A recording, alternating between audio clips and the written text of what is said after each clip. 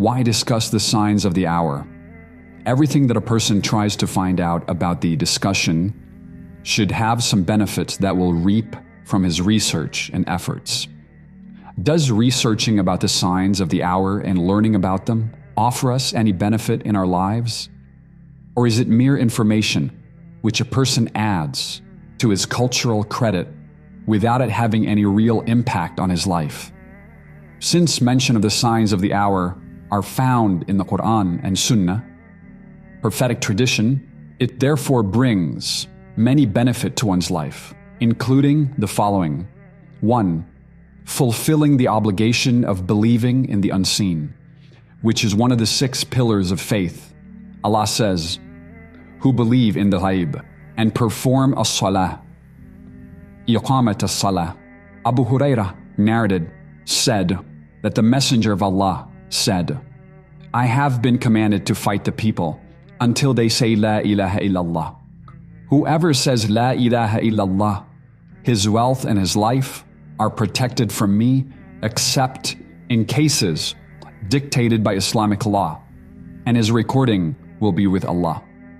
Belief in the unseen means believing in everything that Allah, may He be glorified and exalted, has related to us, or what His Messenger has told us, and which has been confirmed to have been authentically narrated from Him. Whether we witness of these events, we know them to be true. Included in this are the signs of the hour. These include the appearance of the Dajjal, the descent of Isa ibn Maryam, the emergence of Ya'juj and Ma'juj, the emergence of the beast, the rising of the sun from the west, and other event mentioned in Sahih, authentic reports. 2. Knowledge of the signs of the hour encourages one to obey Allah and prepare for the day of resurrection. It is an admonition for the heedless, an encouragement for the repentant. Do not be content with this world. This is what the Prophet did with those who were around him when he realized that one of the signs of the hour was close at hand. It is recorded in the collections of Bukhari and Muslim that the Prophet awoke one night and said, Woe to the Arabs from an evil that has approached. Today, a hole like this has been opened in the barrier of Ya'juj and Ma'juj. He also said, Wake up, and occupants of these dwellings, that is his wives, to pray for one who is well dressed in this world may be naked in the hereafter. 3.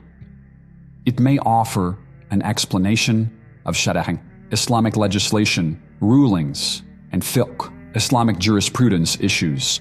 The companions once asked the Prophet concerning the length of days, where one day will be like a year, and another day will be like a month, during the time of the Dajjal.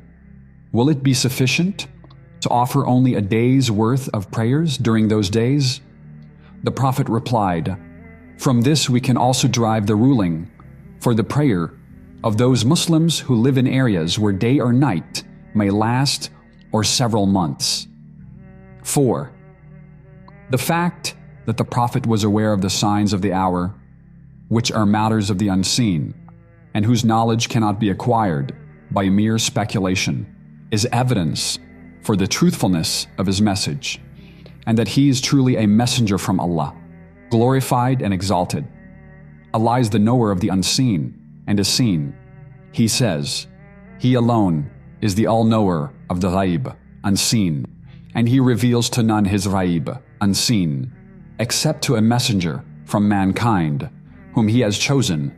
He informed him of the unseen as much as He likes, and then He makes a band of watching guards, angels, to march before Him and behind Him. 5. Our knowledge of the signs of the hour allows us to deal with them in the prescribed manners, eliminating any confusion concerning them.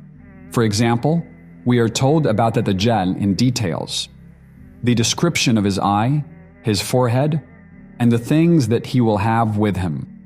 All these are mentioned so that we do not fall prey to his fitna, trial. Rather, through these signs, we will come to know that he truly is a Dajjal, liar. 6. Being mentally prepared for what may take place so that we are not taken by surprise when the events do occur. 7. Offering hope, because one of the signs of the hour is the victory of Islam and its spread throughout the earth, and the diminishing of Christianity and Judaism. This is based on the prophecies which mention Islam prevailing over and being superior to all other religions, even though the mushrikun, polytheists, disbelievers hate it. 8.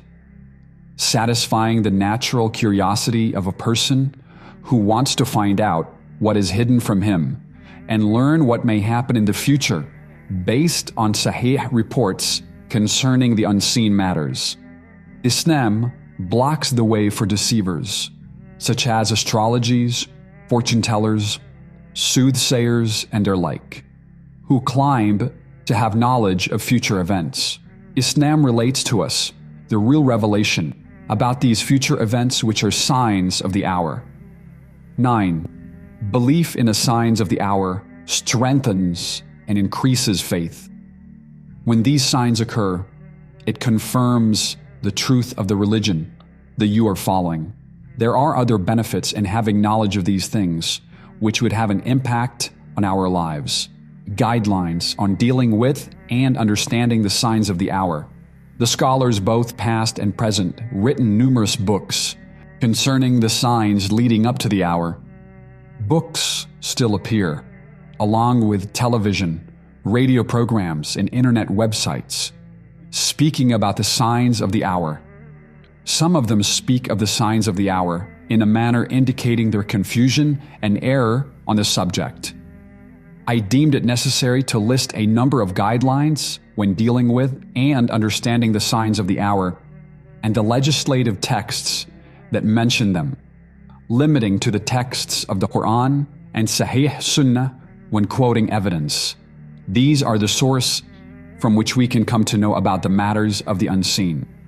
Say, none in the heavens and the earth knows the ghaib, unseen, except Allah, nor can they perceive when they shall be resurrected, except to a messenger from mankind, whom he has chosen.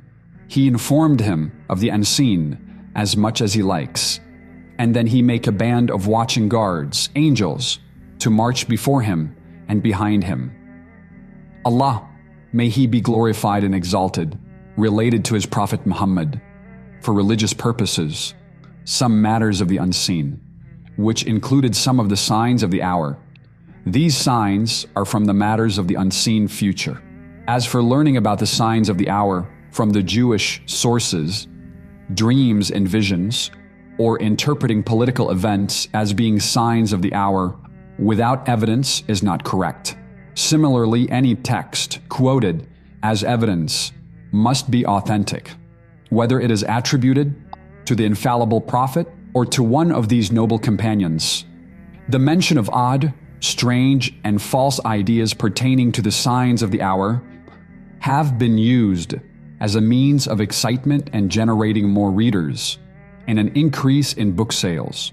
One of the strangest things that I read was what one writer wrote in a rare manuscript from the 3rd century AH, found in the Islamic books section of the Turkish library in Istanbul, is a little-known report related by Abu Huraira ibn Abbas and Ali ibn Abi Talib.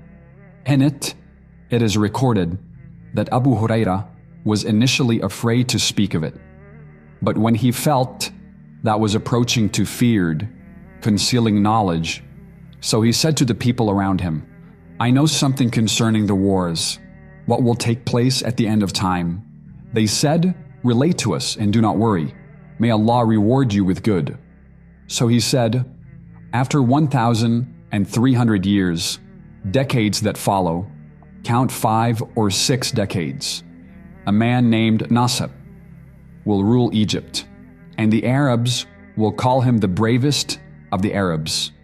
Allah will humiliate him in successive wars. and he will never prevail. Allah wants for Egypt a victory for his sake and during the dearest of months to him. The Lord of the house will please Egypt and Arabs by the use of a dark-skinned man, Saga, whose father is lighter, Anwar, than him. But he will make a peace deal with the thieves of Al-Masjid Al-Aqsa and the land of sorrows. In Iraq, there will come a tyrant, and Sufyani, in whose eye there will be slight laziness. His name will come from Sidam, confrontation, and he is confrontational, Saddam, to anyone who oppose him. The entire world will gather to confront him because of a small country that he will invade. There is nothing good in Sufyani except my means of Islam, and he is both good and bad. Woe to the one who betrays Al-Mahdi, Al-Amin, who have gone astray, those with whom Allah is angry.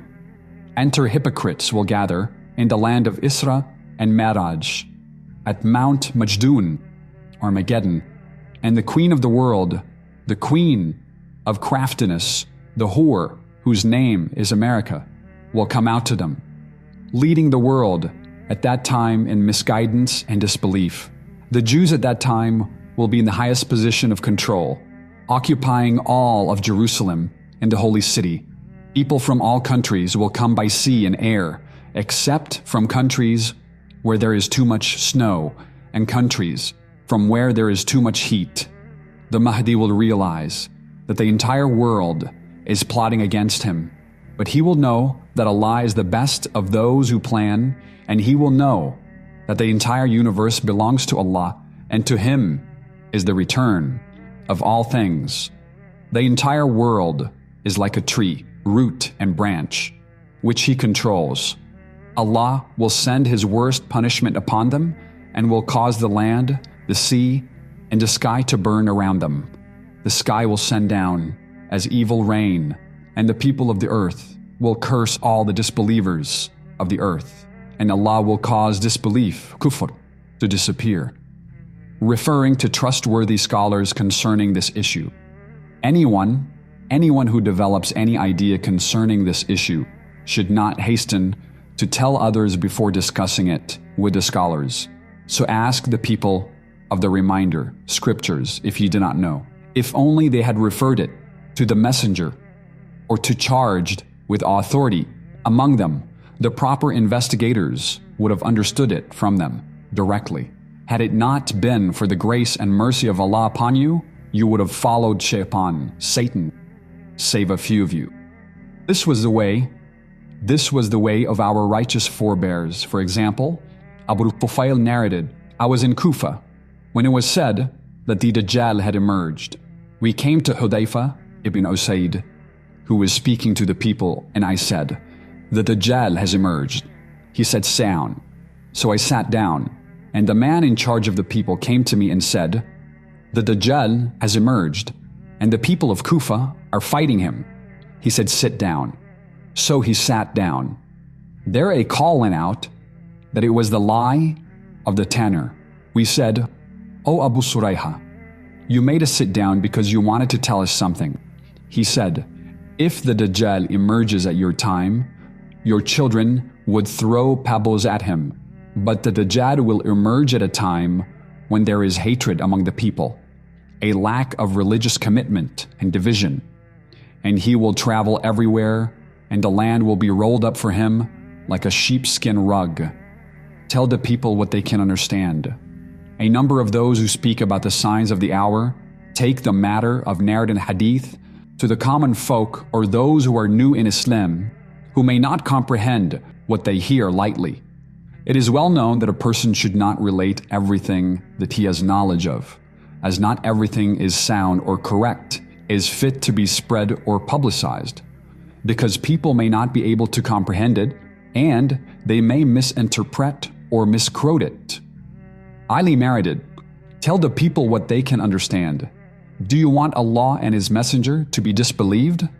According to another report, people, do you want Allah and His Messenger to be disbelieved? Relate to the people what they can comprehend, and do not relate that which they may find strange. Ibn Mas'ud said, "You will not tell people something they find difficult to comprehend, but it will become a source of confusion for some."